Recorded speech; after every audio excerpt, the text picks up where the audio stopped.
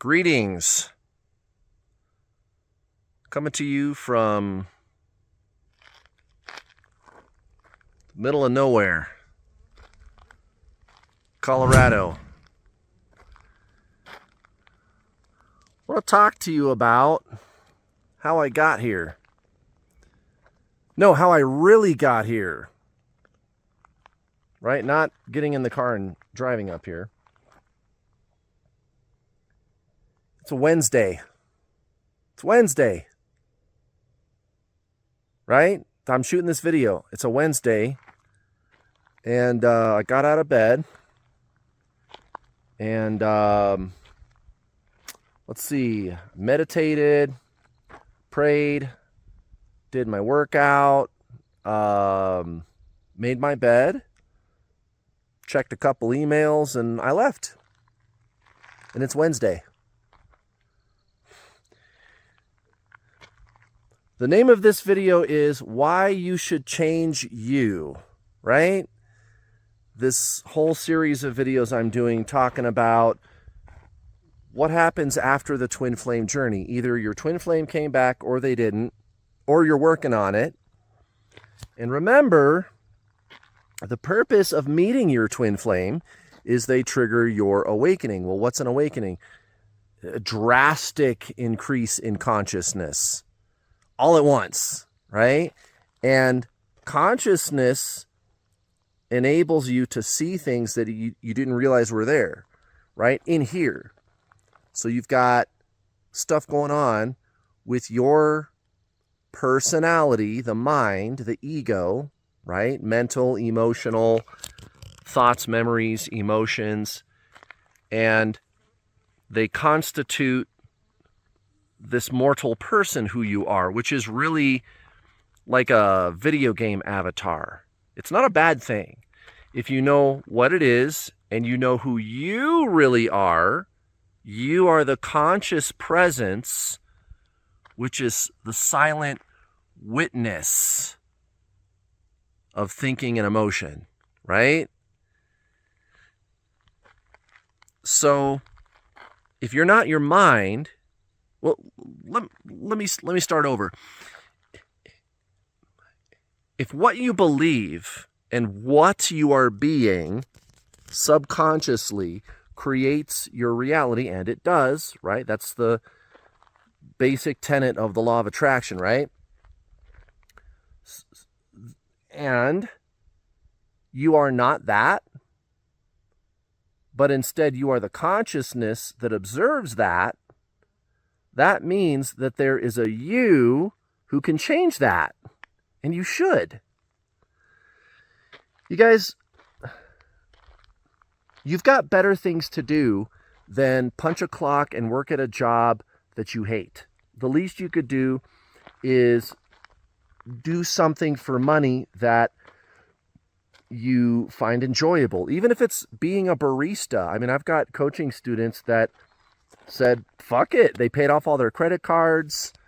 They got a cheaper card and they're a barista, right? They simplified their life. They downsized.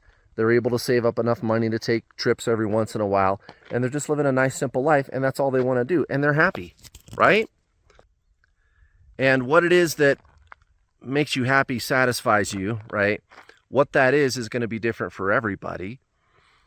For me, it was being able to have the lifestyle I want and the time too. And that takes quite a bit more effort.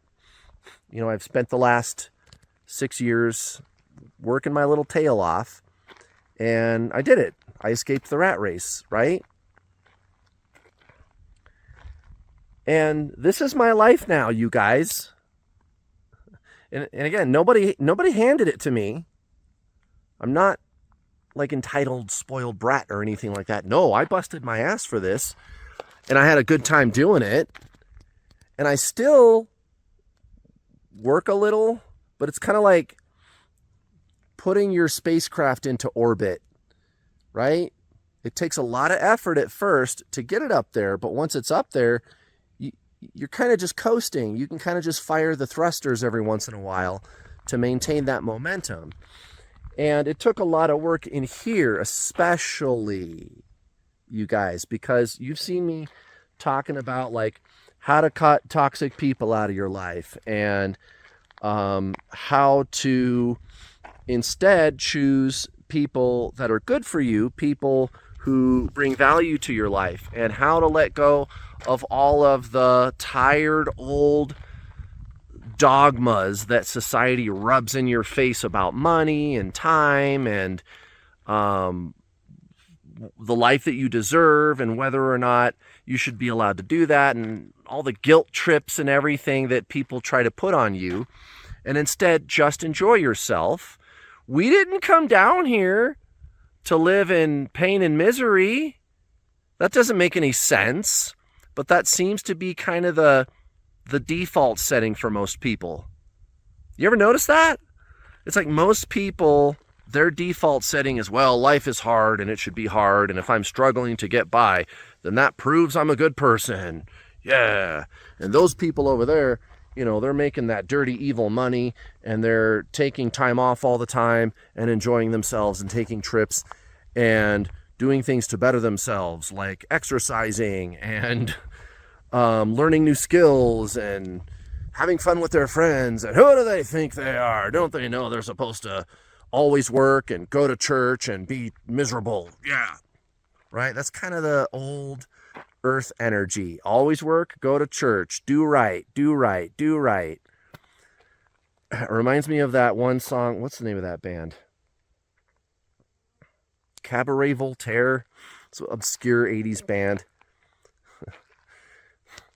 So once you get past all that stuff, once you give yourself permission to enjoy life, well, you have to do the 3D stuff. You got to do the doing. There is that. It's not just wave a magic wand and everything falls into place. But again, a big part of this, you guys, is changing what's in here.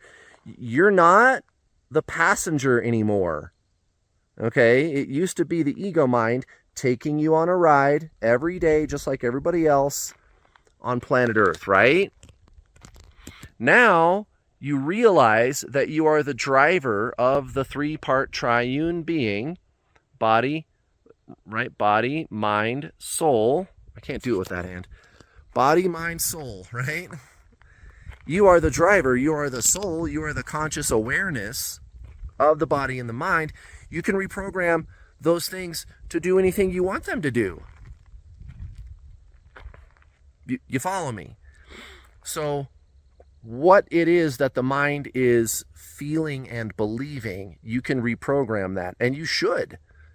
You should change you. You should be a completely different person.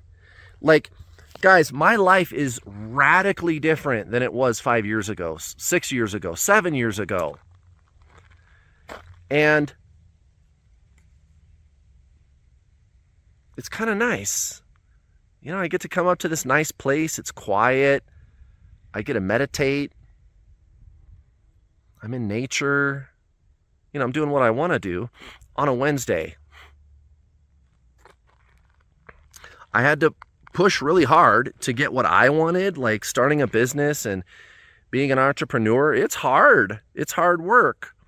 And I put a lot of hours in every week. Some weeks, 80, 90 hours, you know, and I did that for years. But once I got here, I told myself, I'm going to relax. I'm going to enjoy the reward. It doesn't mean I'm going to stop.